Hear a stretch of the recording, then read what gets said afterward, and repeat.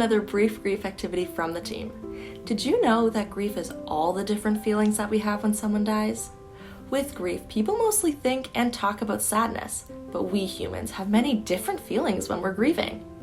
Anger, guilt, regret, jealousy, surprise, relief, and happiness are just a few of these feelings.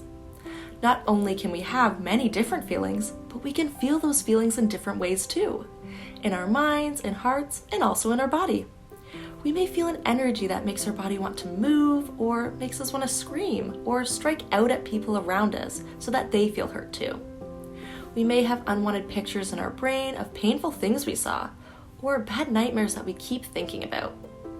Kids and youth have told us that it can sometimes seem like we have very little power over our grief feelings, that they can kind of control us.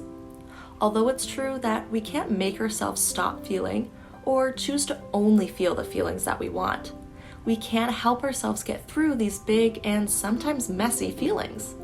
By practicing different ways to release that emotional energy inside us, we can take away some of the power it has to make life feel so hard. For today's activity, we're making sponge balls.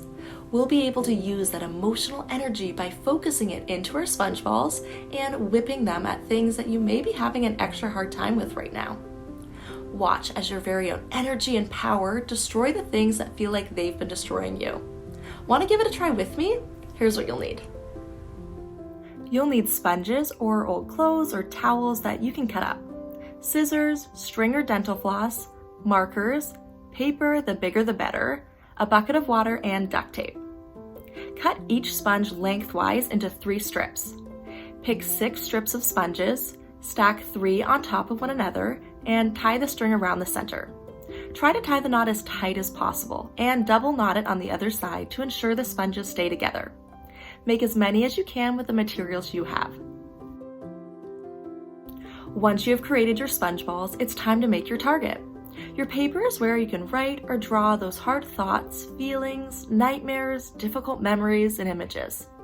Is there something that makes you bubble with anger or feel full of rage? Does your tummy tighten up with worry or fear when you think about how unfair death is?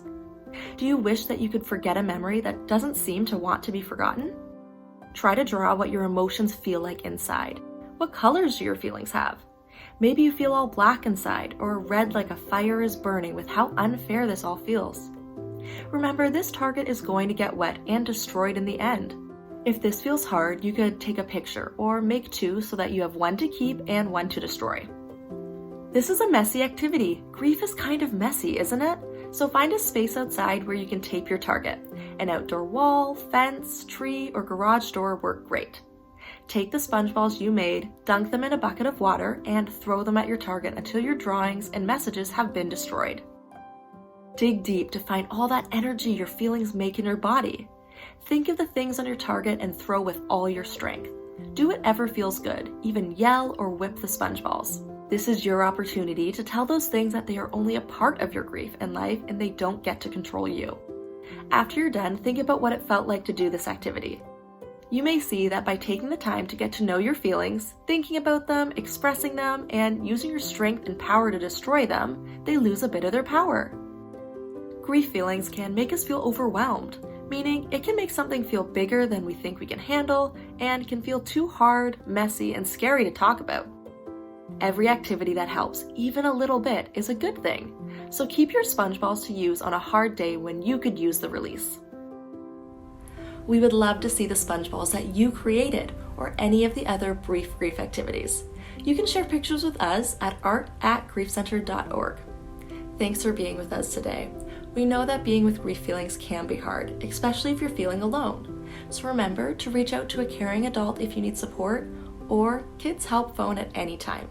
Join us next week for another brief grief activity. Thanks for watching.